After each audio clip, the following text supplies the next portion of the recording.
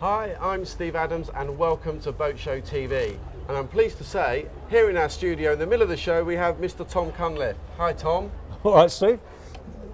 Describe you, author, instructor, TV presenter, explorer, adventure. Is that enough? Well, it does go on, doesn't it, a bit? Yeah, it's, you have to believe your own propaganda. Well, don't you? yes, but the last bit, adventurer, you've just come back from a trip to Greenland. I have, yes. I've always wanted to go to Greenland. I tried 20 years ago and it didn't come off. We couldn't get in because of the ice, which was 50 miles offshore, solid.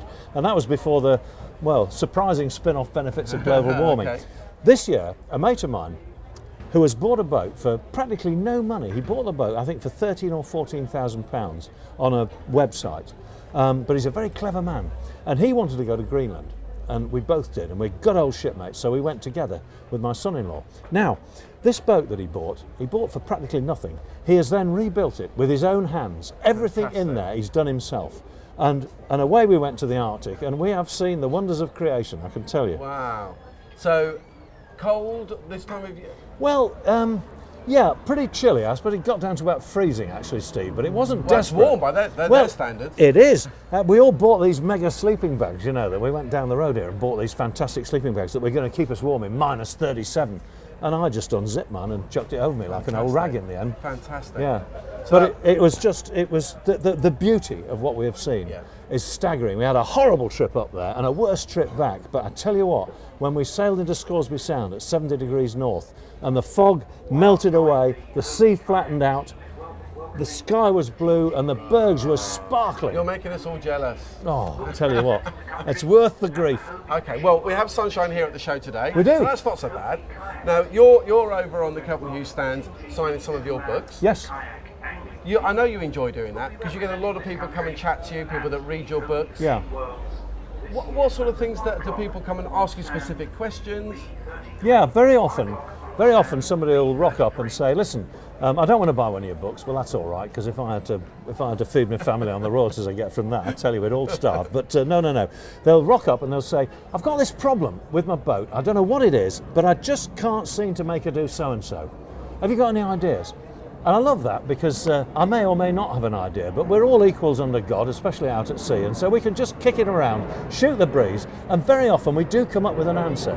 It's lovely. Okay, now, I gave you a big introduction because you are all of those things. You are very knowledgeable, but how did your passion for boating start? Very young? Yeah, well, fairly young. My family had nothing to do with the sea. Nobody's ever, in living memory, has had anything to do with it. I was born in Stockport in the middle of England.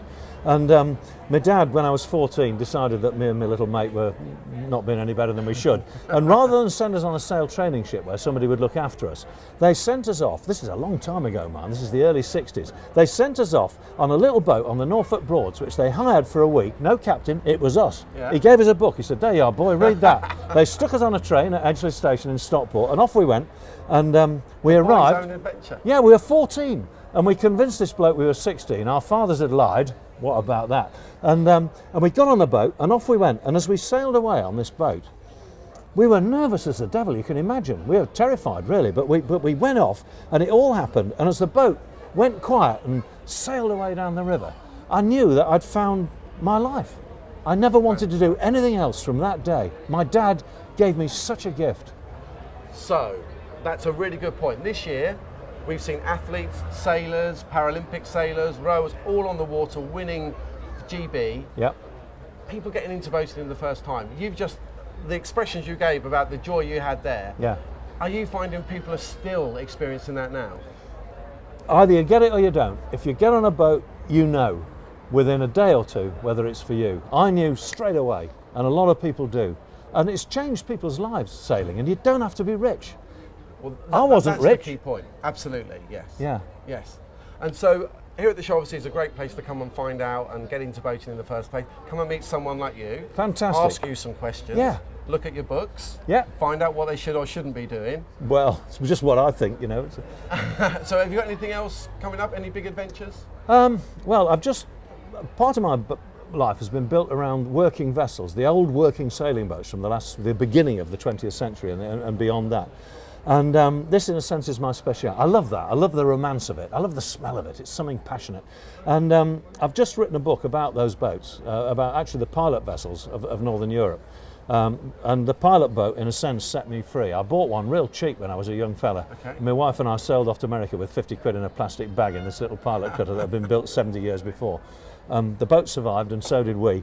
And I'm writing a book now, later on this winter, about the adventures I had with that boat. I've never written it before because I wanted to write not as a book for sailors who'll think, oh yeah, well maybe that's interesting because he did this, that and the other with his sails. It's about the people. It's about the passion, about the fear, about what happens, why you do it. Yeah, what drives you. And in the end, that anybody can do it. That's it. Anybody can do it. Yes. So, Tom, as ever, it's a pleasure to chat to you and find out what you're up to and what you've been doing. So come down to the show, come and meet Tom and other authors at the show, and you could be inspired as much as I am. I think I'm going to be heading off to Greenland pretty soon.